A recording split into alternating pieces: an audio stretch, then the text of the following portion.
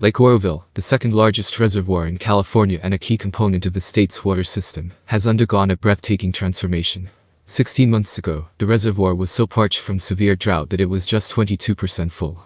For the first time since it opened in 1967, its power plant had shut down because there wasn't enough water to spin the turbines and generate electricity. Now Oroville Reservoir is 65% full. Since its lowest point on September 30, 2021, the massive lake's level has risen 182 feet, boosted by 9 atmospheric river storms in January. The lake has increased by 1.5 million acre-feet, adding enough water for the annual needs of 7.5 million people. During the week that began January 9, the raging storms that soaked California sent 360,000 acre-feet into Oroville, the equivalent of dumping in all of San Francisco's main water supply, Hatch Reservoir in Yosemite National Park. Oroville is now at its highest level since May 2020, a few months after the drought began. The expanding water level there and in other reservoirs means cities, farms and wildlife will have more water this summer. "This is a fantastic way to be starting our winter," said Carla Namath, director of the State Department of Water Resources, on Wednesday during a visit to survey the biggest Sierra snowpack in nearly 30 years near Lake Tahoe. But Namath and other water leaders say the state was in a deep hole after 3 years of severe drought and will need more storms in February and March to fill its biggest reservoirs to end the drought. Last year, a wet December gave way to a very dry January, February and March, boosting hopes the drought was ending. "Does our big January actually bust the drought in California? It's too soon to tell," Namath said, adding, "I don't want to be the downer here. But I do want to make sure that everyone understands that we need to exercise caution."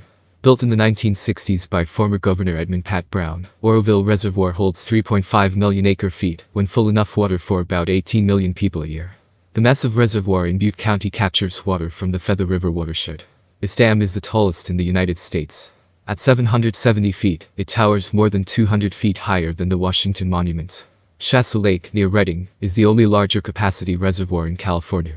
Oroville Spillway, an enormous concrete chute as wide as 15 lanes of freeway, famously collapsed during massive storms in 2017.